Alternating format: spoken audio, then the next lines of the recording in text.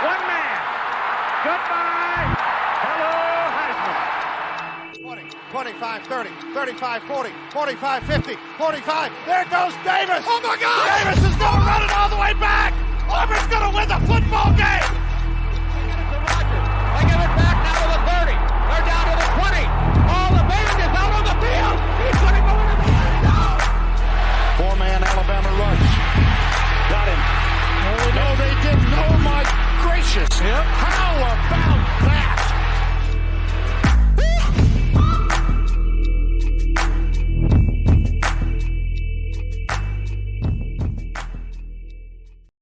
Well, we're back to preview part 2 of the American Conference. And if you listened to part 1, you heard our breakdown of the first half of the conference with the Boneyard podcast.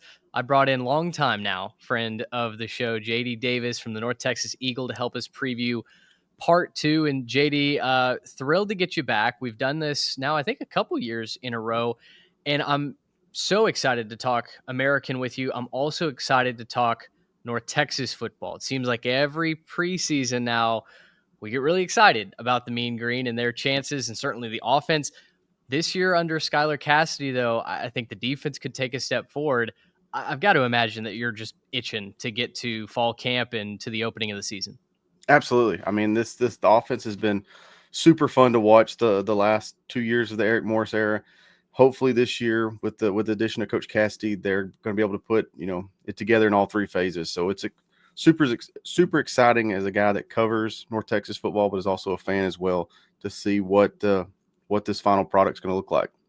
We'll talk North Texas X's and O's here in just a minute, but kind of off the top, I'd love to know as you've gone through the off season, and this is obviously what you do on a daily basis covering North Texas. What do you feel like the fan response has been to just narrowly losing the bowl game, heading into the offseason, seeing what they did in the transfer portal and gearing up for the 2025 season? Yeah, I mean, I think after the bowl loss, I think with everything that was surrounding the team, I mean, when you're the Drew Mestemaker story, the first start since his, ninth grade year in high school. And we lost, your leading wide receivers not at the game, your starting quarterback's not at the game. You had several injuries there. And for them to be able to, only lose by 2 points to a pretty good Texas State team, I mean, I think the fans, left that game pretty optimistic about the future of North Texas football. It wasn't a typical your team goes and loses a bowl game, so you're kind of down going into the offseason. I think that was kind of the opposite. I know you still lost the game, but there was a lot of positives to take out of that game and kind of looking forward to the future. That's exactly what I felt walking away from Ford Stadium. Was, yes, certainly disappointment that North Texas got so close, couldn't quite pull it out, but I was very excited to see what Eric Morris was going to cook up on the heels of that performance. So, like I mentioned, we'll get to North Texas. I know you're excited to talk about it. I am as well. We previewed the first set of teams in part 1 with Jared from the Boneyard podcast. I want to kind of cycle back to Tulane and Memphis. And I broke this into part 1 and part 2 over on our Substack. So folks, if you're interested in reading that, head on over and check out the full written preview as well. But Tulane and Memphis are traditionally, at least over the last couple of years, synonymous with competing for the American title, right? Tulane has been there, I believe, the last 3 years. Memphis has certainly been on the doorstep, and it feels like Ryan Silverfield eventually is going to break through.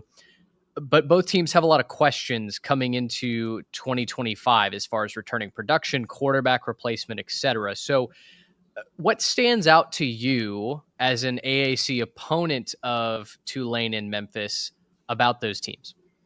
Yeah, I mean, I think both teams have it in common that they're going to be debuting a new starting quarterback this year.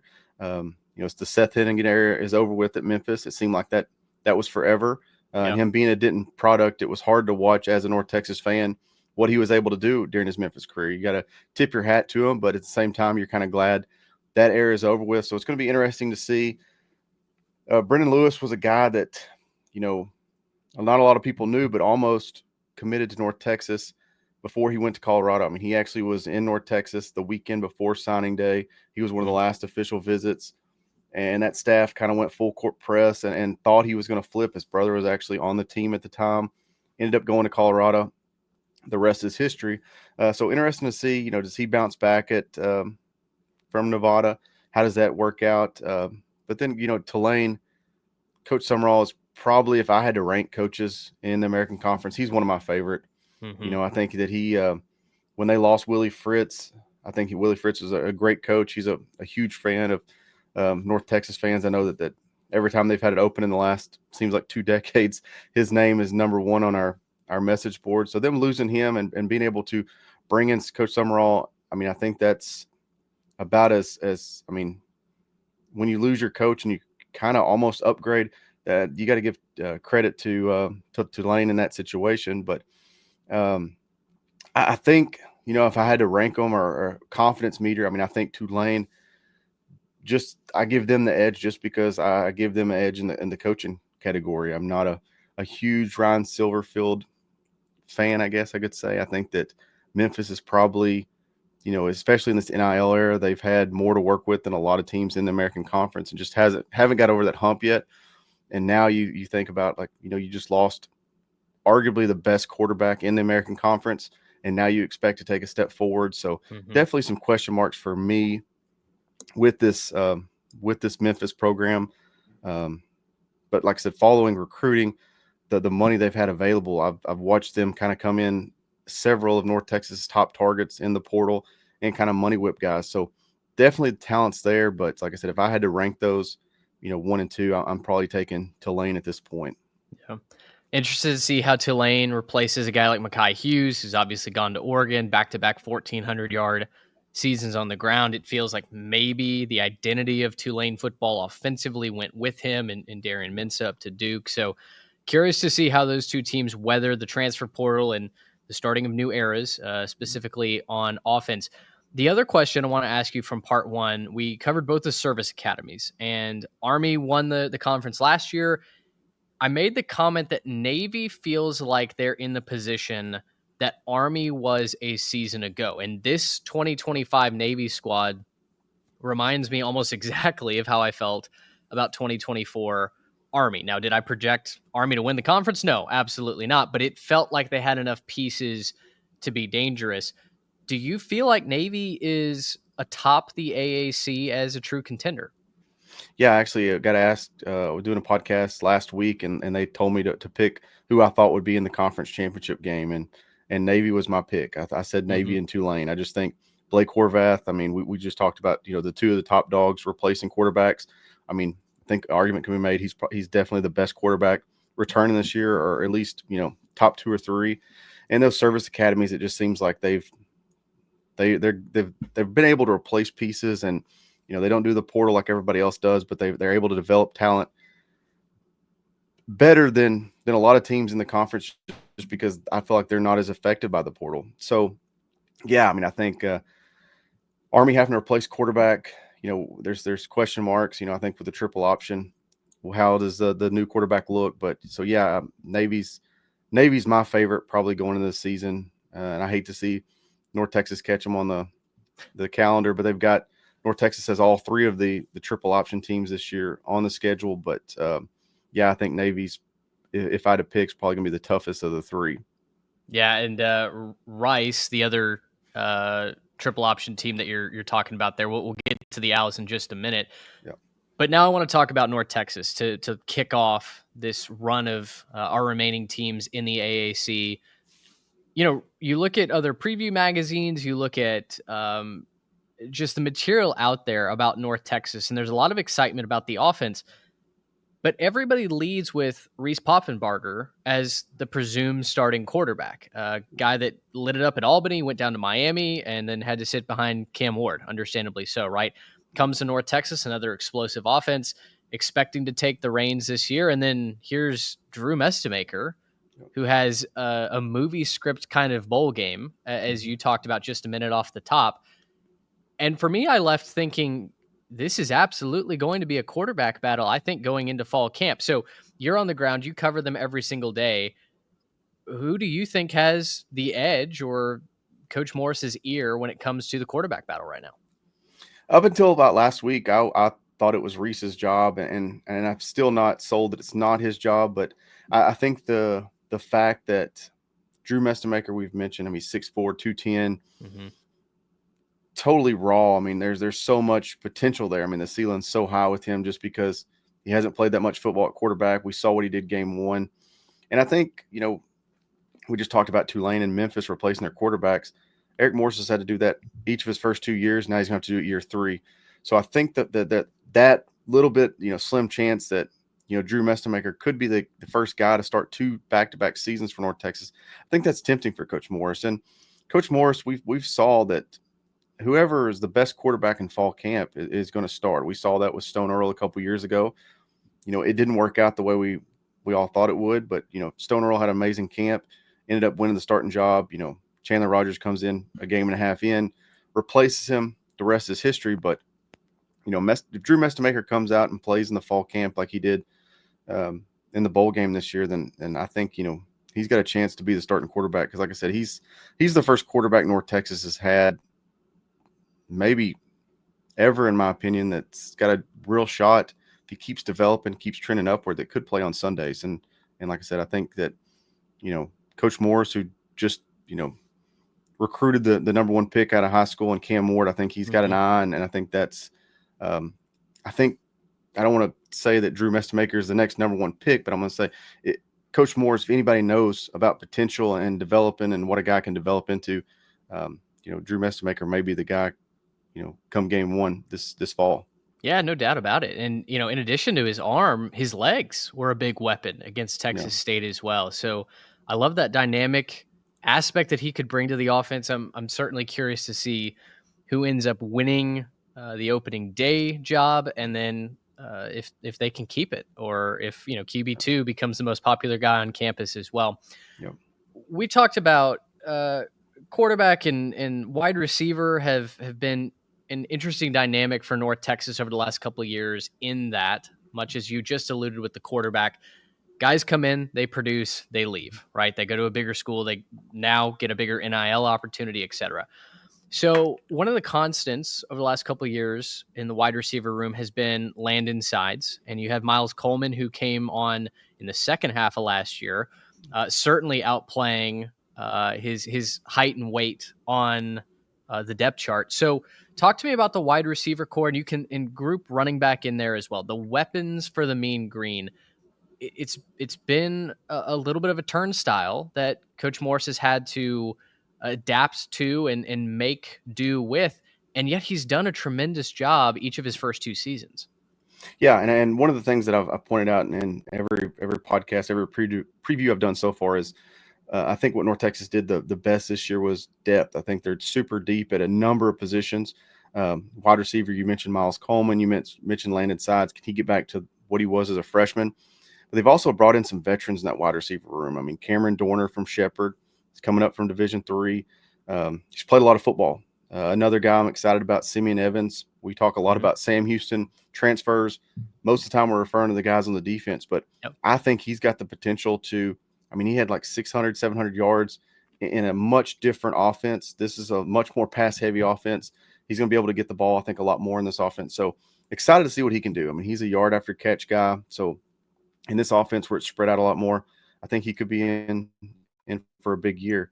As far as the running back room, it's kind of a stable of 3 young guys. Mackenzie McGill, former walk-on, earned a scholarship this fall.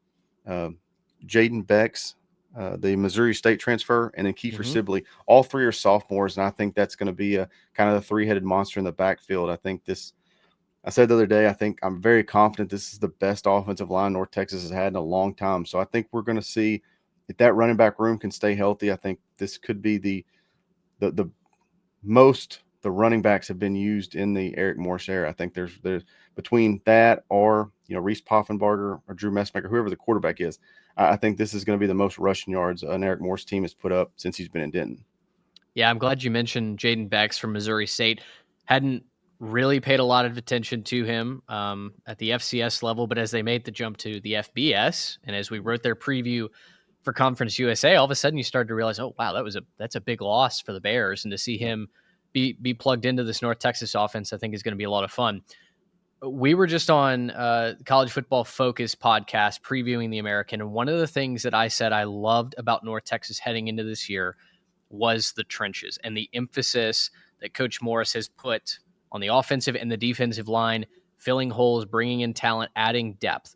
You mentioned the offensive line, and you believe this could be maybe the most talented unit that Morris has had. Talk to me about that with Gabe Blair coming and moving over to center. What do you like about the offensive line, and how do you think they can open up this offense even more? Yeah, I mean, like you said, Gabe Blair, I think that was one of the biggest additions in the offseason. I mean, he was here, got injured last year, hit the portal, decided to come back. But I mean, that was an all-conference top player that's kind of, I don't want to say been forgotten, but he hadn't been talked about near enough. But then Braden Nelson played a lot of football last year as a true freshman, had a chance to go Power 4, decided to stay one more year at North Texas at least. So, I mean, I think that's a big add. But then they use a lot of resources in the portal in the offseason, adding to that offensive line. I know when Coach Morris came on staff or came to North Texas, one of his bigger complaints was the offensive line room. They just didn't have the depth that he thought, an FBS team needed. And I think they've spent, this last 2 years really building up that room where when he came on campus, they were, 6, 7 guys deep. I really do think they're 10 to 12 deep now. I mean, they've brought in, Dylan Shaw from Texas Tech, Jitmo from Kent State, who's played a lot of football, Tay Yonta, who's played a ton of snaps at Abilene Christian. I mean, there's, like I said, that's probably the hardest position, and I haven't, previewing yet, trying to decide who's that starting five is going to be, just because there's so many names, and you could, go at it a ton of different ways, because I think there's a lot of position versatility in that group too. So most of the time in the air raid, you feel like, I feel like, especially like in the Seth Luttrell era, they kind of just, we just get some bodies up front, get the athletes outside. Eric Morris has kind of attacked it totally different. I mean, they've I would say they've kind of put the most emphasis on the offensive line and kind of said, we'll figure out the rest outside. So, like I said, I think this is, in my opinion, hands down the best offensive line they've had, especially in the last 2 years. But I think we could probably go back all the way to 2013, the Heart of Dallas Bowl team, as far as depth and a solid starting five, whoever they are.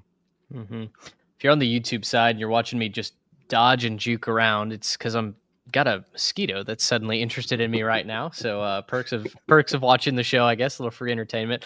JD, flip us over to the defense, and Skylar Cassidy comes in from Sam Houston State. If there was one thing that North Texas fans could agree on to be frustrated with over the last couple of years, it's been the defense, right? It's the inability to stop anything on the ground. You've had to win in shootouts. I think the 3-3-5 scheme drew a lot of flack, and yet here comes Skylar Cassidy with the skins on the wall. Just ran a beautiful defense down there for Sam Houston State. Talk to me about his hiring specifically and what you expect him to do in year one in Denton.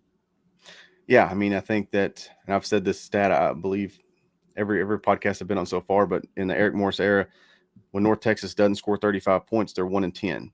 Yikes. That you can't win a lot of football games when it's like that. So being able to go out and hire Skylar Cassidy, I mean, I said Gabe Blair was a huge addition. I think the biggest, signing, hire, whatever you want to say, was obviously Skylar Cassidy. I think anytime you can go out and get a defensive coordinator who put a top 20 defense on the field at Sam Houston, no matter the opponents, it was still top 20. And, Sam Houston doesn't have the resources that North Texas has, and he was able to get the talent in there and develop those guys. That's a huge hire within itself. But the fact he was able to bring, multiple starters with him, I think that's going to be able to jumpstart and really change this culture for this North Texas defense in a hurry. I mean, it's not like when Seth Luttrell was hired, where it's like, this is going to be a 2 or 3 year rebuild. When you're able to hire Skylar Cassidy and you're able to bring in, Richard Outland, who's a starting defensive tackle, you're able to bring in Trey Fields, who's a starting linebacker. You're able to bring in, guys on each level. I think it's huge. And I think, like I said, they kept some pieces. I think North Texas had some guys on the defensive side of the ball. I think it was, the scheme was rough to watch at times, but I think I'm excited to see what they do with the Sam Houston guys, the guys they were able to add in the portal, but also the guys they were able to keep. I think that, if North Texas can get, into that top 75, top 60 defense, we could be possibly talking about, North Texas playing for an American Conference championship.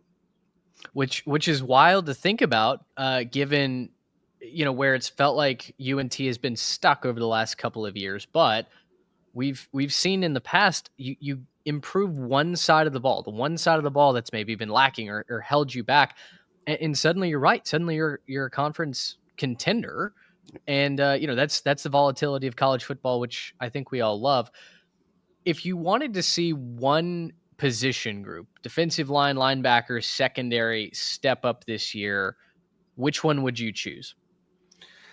I mean, I'd probably lump it together, but the defensive line, defensive ends, I just think that Yeah. North Texas the last 2 years, it's just seemed like there's just the quarterbacks have all day to read the defense, find the open guy. I'm hoping and watching Sam, the few games once I kind of heard that Skylar Cassidy was an option for us as a potential defensive coordinator hire. The Sam defense, watching them, it was a joy to watch because, like I said, you didn't know where the pressure was coming from. And it seemed like every play they were disrupting. I mean, the quarterbacks didn't have all day. They weren't able to sit back there and pick you apart. So they've got a ton of new guys on this defensive line, defensive end. We did an article the other day. I think there's only 2 remaining scholarship players from last year's team on that defensive line. So I'm excited to see which pieces. I mean, I think Bryson Hayes, if I had to pick, if you sat here and said, who leads the team in sacks, I think he's probably the guy I'm going to pick just because – he's another Sam Houston guy that has played a lot of football. But there's several young, talented guys that they brought in through the portal that I'm excited to see how that position group kind of plays out. And like I said, I'm excited. I'm hoping that we see the quarterbacks not be able to – the opposing quarterbacks not be able to stand there all day and pick us apart like in years past. Because if you can get pressure on the quarterback, it makes your linebackers look better. It makes your defensive backs look better. I mean, I think that's the key to the defensive side of the ball is not letting the opposing quarterback get comfortable. Yeah, I just was writing the Nebraska preview for our Big Ten episodes that are upcoming here on the channel. And that's the biggest takeaway that I had from a team like Nebraska as well, is when it comes to what separates you from the midfield to a championship contender, can you hang with the big boys in the conference, getting to the quarterback and just disrupting the flow of the offense, allowing your offense to be able to get right back on the field is such a huge indicator of success. And they're certainly looking for more of that up in Lincoln. I know we're looking for more of that in Denton as well. Walk me through the schedule here as we close the North Texas chapter of this show. And the non-conference is interesting. Lamar, Western Michigan, Washington State before you kind of go back and forth between contenders and maybe the midfield of the AAC for a little bit. What do you pick as a crucial stretch, and what are you looking for as far as the record for North Texas this season? Yeah, so I mean, you start off with Lamar, but then the Washington State game, I think that's a big game. That's a game that it's kind of a name brand opponent. Eric Morris has history with Washington State.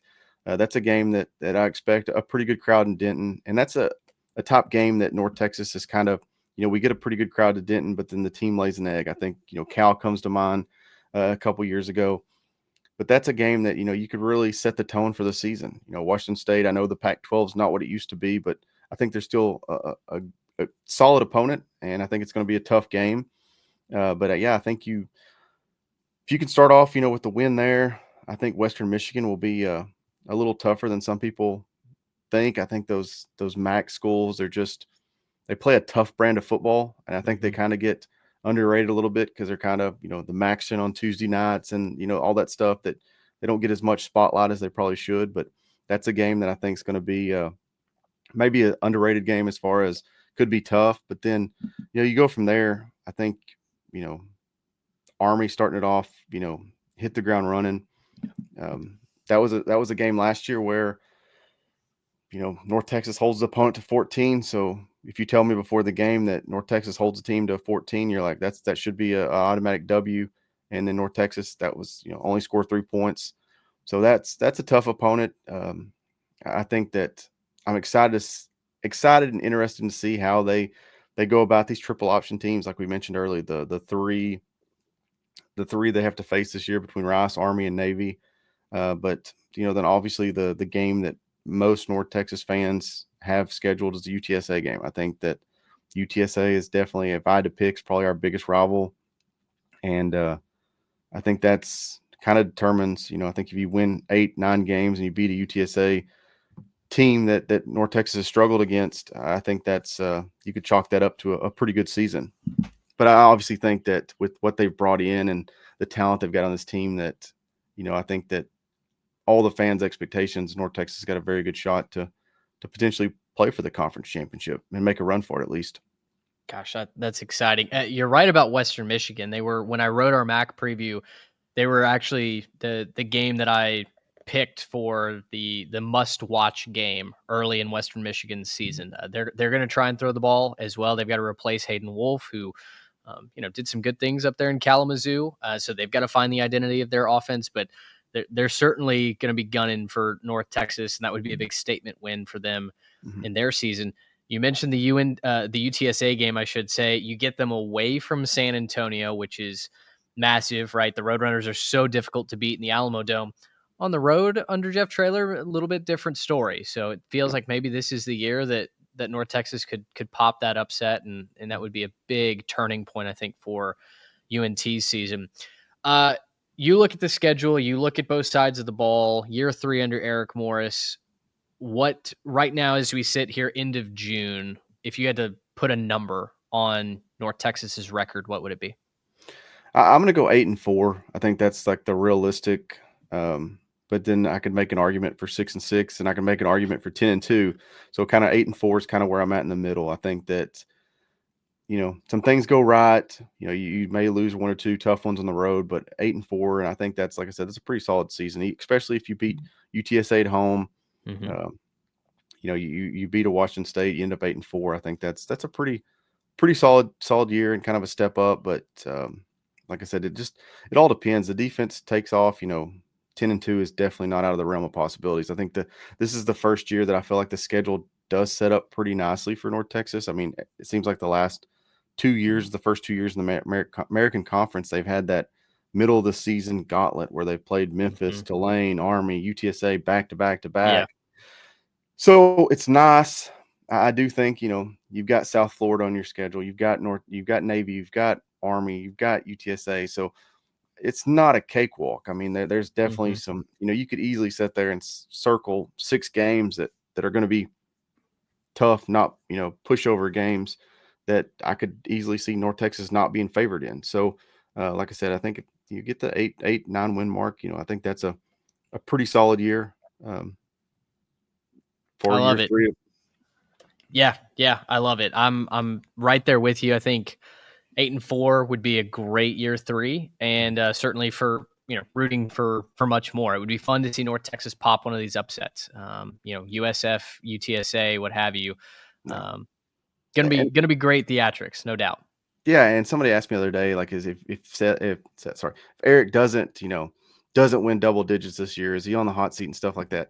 I don't think so. I mean, No. kind of the ops, not to try to throw shade on another coach like Ron Silverfield, but I think if you had to, like, if everybody's NIL budgets the last 2 years were like made public, I think no coach in the American Conference has done more with less than Eric Morris. I think that he's got the most bang for his buck on the players he's brought in and been able to acquire, however you want to call it.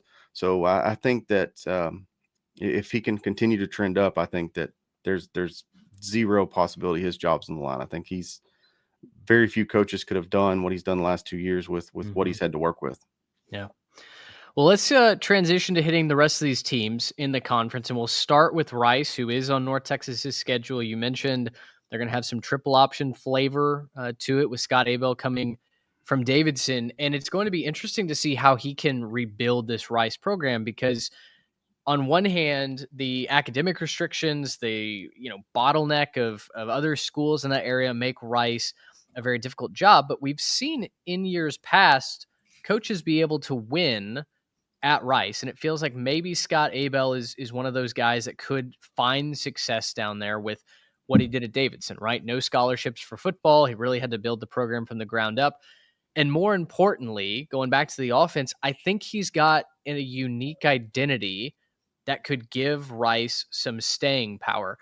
As you look at what they're going to try and do, where do you see Rice being able to sit and compete in the American Athletic Conference? Do they have a ceiling higher than hoping for a bowl game? Yeah, I think so. I mean, I go back to even when we were in the Conference USA days and Coach Bailiff was there. I mean, it just seems like Rice, even in the Bloomgren era, they're a physical team. They're always physical, it seems like. I mean, and they've been able to, I think, where they've really dominated North Texas as far as the physicality that they brought on, like the defensive line. I mean, they've had multiple guys that end up going Power 4 from Rice. So I think if at first when the coaching hire was announced, to me it was a head scratcher. You know, he's kind of off the wall type hire. But then once you kind of take a step back and realize, like, you know, with the physicality that Rice has been able to put together the last few years, that this with this triple option, I mean, it could be pretty tough to defend. And so, um, you know, like I said, the further we went, the more I'm nervous, I guess, about Rice in the future. Like I said, just because I do have flashbacks of when they were kind of running Conference USA. I mean, they were a tough opponent. They beat a lot of solid North Texas teams. I am glad to see them back on the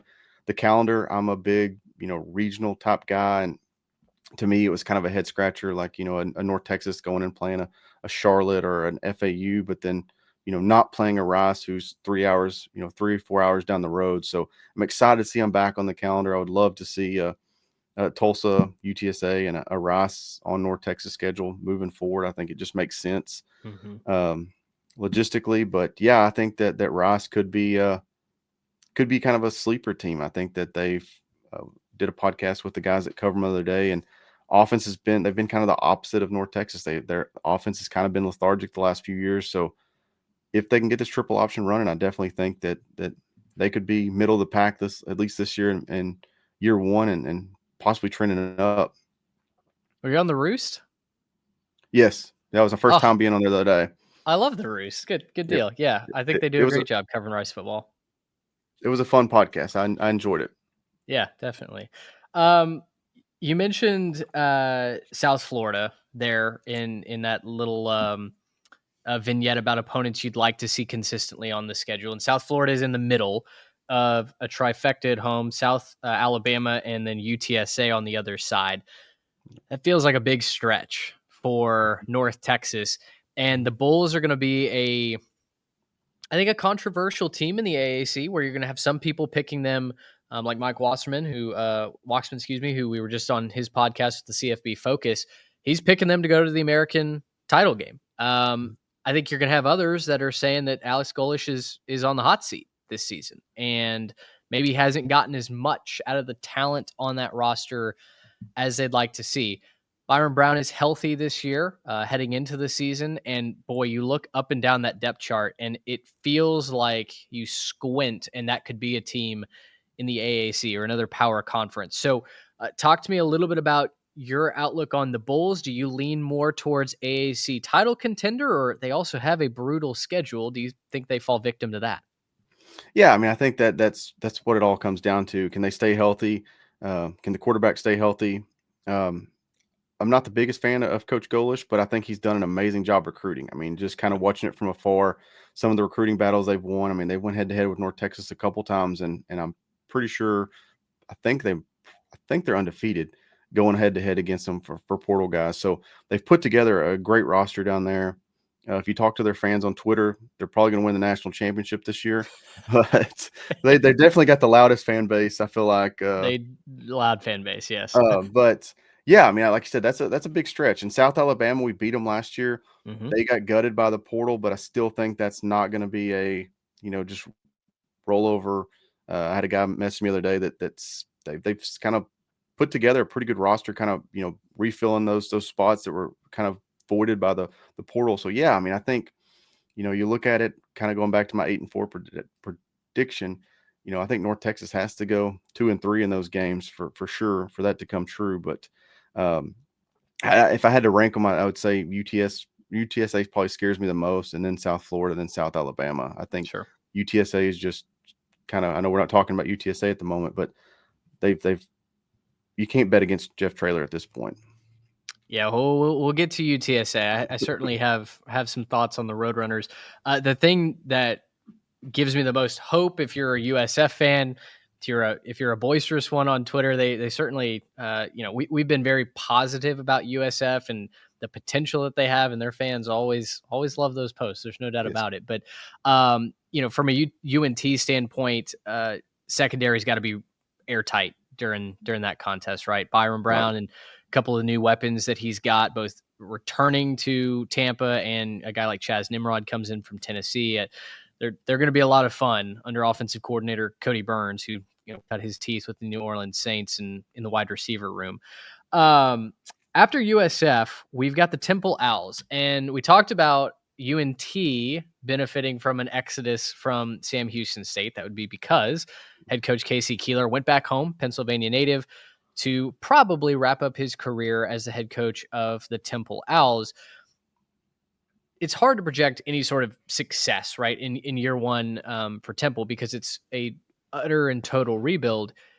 But I think getting to watch Sam Houston State, from both of us are Texas guys, I certainly have some optimism that Temple can get back to some semblance of winning ways with a head coach that understands how to program build. Yeah. Casey Keeler, like I said, probably one of the best program builders in the country. I think super underrated what he was able to do at Sam Houston. A lot like we said with Skylar Cassidy. I mean, they were able to do more with less than probably any team in the country.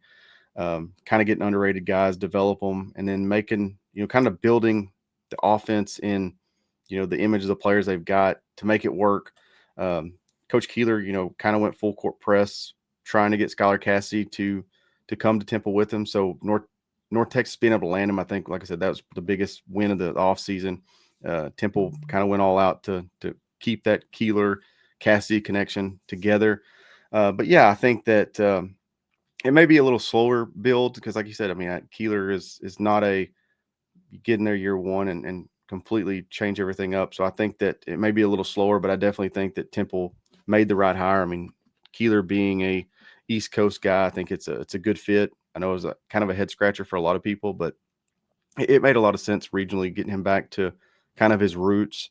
And yeah, like I said, I think it was a great hire by Temple, and I think that they definitely should be trending upward. Yeah, they bring in Tyler Walker from Montana State to run the spread.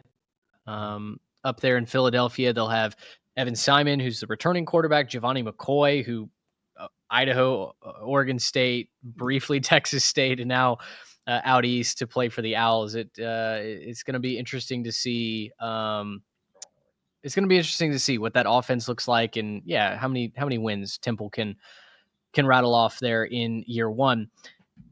Next team on our list is the Tulsa Golden Hurricane. You mentioned you want to see North Texas play them more frequently. The regional element is there. They've also got a new head coach in Trey Lamb. Tulsa is an interesting case for me. I've said multiple times that I think they're the perfect rebuild on the college football video game. If you're getting ready to purchase that here in a week or so, tiny enrollment. I think the smallest enrollment in the FBS, and there's just so many new parts there. When you look at Kirk Francis, who's coming back for his second year on campus, it felt like he did some good things at quarterback at times, but he's also young and unheralded, right? Needs a lot of refining. Do you think that the weapons at Tulsa that they bring in with like Mekhi Miller from Missouri, Micah Tease from Texas A&M, they rebuild the offensive line, is that enough to make Tulsa a concern for their opponents on the AAC schedule? Absolutely. And kind of like with Scott Abel, Trey Lamb, when the hire was announced, because I was talking to the guys up there that cover the team, the names that were being rumored, are they going to get GJ Kinney to come home? Those other names. And then when Trey Lamb was announced, to me, it was underwhelming. But what they've been able to do in the portal, the names they've been able to add, has been super impressive to watch. At one point I messaged the guys and like, did y'all have an old guy drop a bunch of money in y'all's NIL? Like, how are y'all winning some of these guys through the portal? So yeah, I mean, and Tulsa's been a team, historically that's gave North Texas trouble going head to head in recruiting battles. But yeah, I think that he's put together an impressive recruiting staff. And like I said, the players they've been able to bring in the portal has kind of shocked me. So yeah, I definitely think that in the last 2 years, that's kind of the one team that North Texas has had their number. But I think they're definitely going to be, much improved this year. I think they may be even a little more improved than, a team we just talked about in Temple. I think that they kind of went about it a little different, went really heavy in the portal and brought in some key pieces. Yeah, the offensive line got some nice boosts as well. Jaquan Adams comes over from East Tennessee State with Lamb, and then they get Hunter Erb from my neck of the woods, Texas A&M, former, I believe he was a top 50 player in the country when he committed to the Aggies. Just never earned playing time, didn't see the field, and now gets to kind of restart his career at Tulsa. So yeah, it feels like, especially on offense, the defense may be an entirely different story. I think it's going to take some time on the defensive side of the ball, but the offense, yeah, absolutely could do. We all kind of chuckled or stared in horror as UTSA lost that game last season up in Tulsa, and the Golden Hurricane just threw it into overdrive, right, and tracked the Roadrunners down. If that's on the table a little bit more often this season, I think Tulsa's certainly a landmine that a couple other teams could end up stepping on over the course of the calendar year. UAB next up on the list, and I don't know what thoughts you have on Trent Dilfer and the way that he's run that program. I've been horrified at what he's done at a program that had just so much charm, and it was so easy to root for under Bill Clark, and he's kind of turned it into a media circus, unfortunately. But out of desperation and a defense that at one point gave up 70 to Tulane last year, he's completely gutted the defensive staff. He's gone with a lot of NFL experience. Jalen Kitten is the quarterback on the offensive side. But for me, JD, it feels like too little too late for Dilfer at UAB. I look at their schedule and I have a hard time even getting them to 4-8.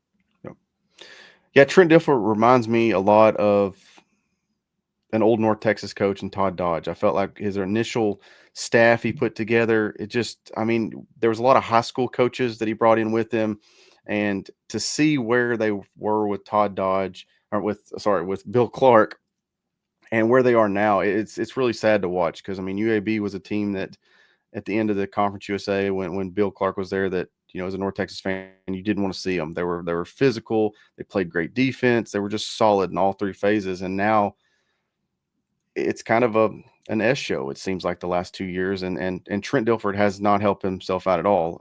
He just it seems like he sticks his foot in his mouth more times than not, and kind of puts more of a target on his back. But I think you're right. I think it's a little too far gone, because like I said, I don't see this team completely taking it over the hump and changing this year. So yeah, I think I would not be surprised with a 4-8 type record, and the Trent Dilfer experience ends this year in Birmingham.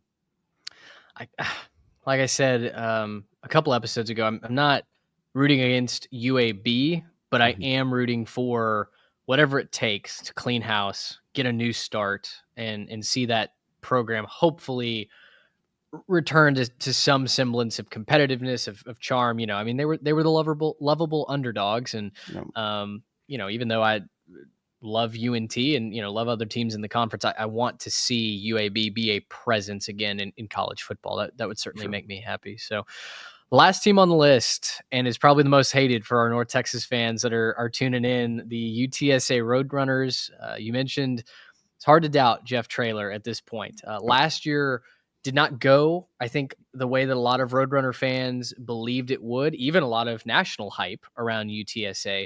The defense on paper was loaded. The offense, yes, was replacing Frank Harris, but seemed like they were in good hands with Owen McCown. And while the offense held their end of the bargain up, the defense was a catastrophe.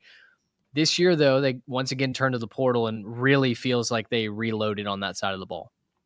Absolutely. And Jeff Traylor, I'm an East Texas guy. Jeff Traylor cut his teeth in East Texas and became an East Texas legend. So it's been really hard for me this whole time you want to cheer for him, but then you can't cheer for him at the same time, but you can't bet against him either. What they've been able to do, like you said, last year did not go as planned. They still won a bowl game. So, I feel like, as a North Texas fan, that's where we hope our goal is to get to a bad season ends in a bowl win. So yeah, and they're bringing a ton of guys back. They did lose some, but it just seems like to me every offseason it's like, sure is quiet in San Antonio. Sure is quiet in San Antonio. And then all of a sudden it's like, hey, they just signed this former 5-star guy. Hey, they just got this guy from Alabama.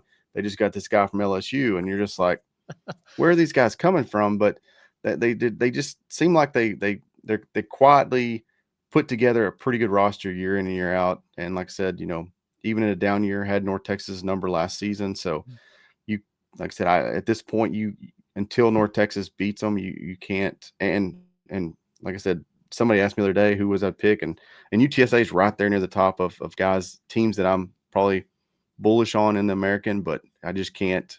A UNT fan side will not let me pick them to play for a conference championship. But it would not surprise me if you see Jeff Traylor and the Roadrunners there at the end of the season. They just seems like they, whether it's the staff, the way offensive coordinator leaves, defensive coordinator leaves, he promotes from within, next guy up.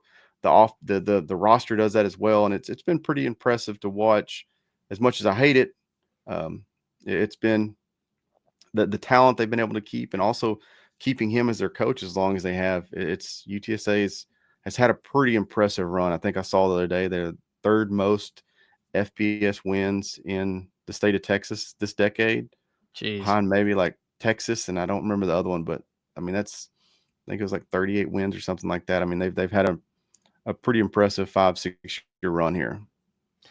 Yeah, it has been really cool to see what Traylor's been able to build at UTSA. A young program, but a program that really didn't have any identity. They were listless. You didn't really know what you were even supposed to expect from the Roadrunners, and he comes in and he gives them some of that East Texas grit. It has been, as a neutral third party, quote unquote, it's been fun to watch, and I was surprised to see as I did the research how many people did not even have UTSA as a quote unquote contender in the American, right? They want to throw out Navy and Tulane and Memphis and USF or an East Carolina. And I'm sitting here going, guys, the offense is gonna hum once again. And then you look at what they brought in to fix the holes at linebacker, to fix the holes in the secondary. Cameron Upshaw from Memphis, KK Meyer from Nevada, really talented guys that I just feel like Traylor's going to get to click. And so, you mentioned your AAC championship pick.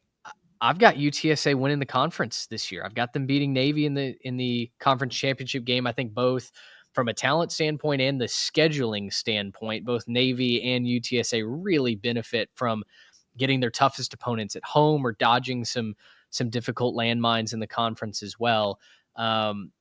I think really the only thing standing in the way of UTSA realizing that potential is putting together a complete defense. And, that's certainly something that North Texas can empathize with.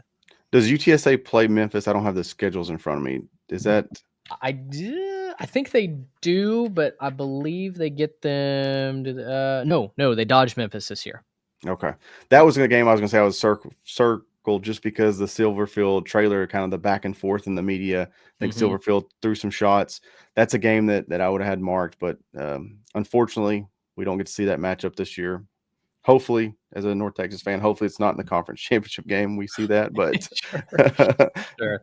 I think when you look at their conference schedule, their two toughest games, they get Tulane at home, which is nice. They get East Carolina and Army at home, which is nice. They go to North Texas, which is absolutely an upset potential landmine for them, and then they go to South Florida. Other than that, though, I think their schedule works out really nicely in their favor. So, but like I mentioned off the top, we've seen UTSA really struggle on the road. So if they go to Denton and drop that game to the Mean Green, suddenly that might change the whole outlook of the conference, which obviously UNT fans would absolutely love. Yeah, and they are as true of a rivalry in my opinion. I think North Texas' best team in the last 2 decades was the 2013 team. UTSA comes to Denton and beats them. UTSA comes to North Texas when they're ranked 22nd or whatever it was. The game where if UNT loses, Seth Luttrell gets fired, and then I think North Texas won like 55-3 or whatever it was, something crazy. Yeah. And Seth Luttrell keeps his job, so it is 100% a true rivalry. I mean, you kind of throw the records out. UTSA has definitely had North Texas number in the Alamo Dome. North Texas has gave them the best shots in Denton, so that's a game that no matter what the records are going in, no matter what the spread is, it'll be an exciting game to watch. Well, JD, it's been a pleasure as always getting you on the show. These episodes are always well listened to. It's fun to get UNT fans kind of hyper fixated on an episode of ours, and I'm really looking forward to UNT football this season, American Conference football this season. I've said they're my favorite G5 conference to watch this season and have been for the past several years. I just love the brand of football that they play. I love the unique elements of some of these teams. And tell you what, I should get up to Denton to cover a couple of these games in person. So it'd be good to see you and watch some Mean Green football together. Absolutely. We're single digits away from some football starting. I'm just excited to see some football. Absolutely. Well, JD, appreciate you hanging out with us. Let the folks know where they can find you if for whatever reason they still don't know. Absolutely. Yeah, at North Texas Eagle on Twitter, at the NTE Eagle on, that's our Patreon, North Texas Eagle Patreon. So you can find all our podcasts and write-ups there, recruiting news. But yeah, click, come find me and we'll talk some North Texas football. I love it, man. All right. Well, we appreciate you coming on. We appreciate the Jimmies and the Joes hanging out with us, watching on YouTube, listening on Apple, Spotify, wherever you get your podcast. Head on over to our Twitter at 3TechPod. We're still doing a giveaway for over $250 in home field apparel giveaways, as well as a new copy of the College Football 26 video game. So if you're interested in any of that, really easy to enter. Head on over to our Twitter or Instagram to do that. For JD Davis, I'm Mitch Mason. Thanks so much for hanging out with us. Until next time. So long, everybody.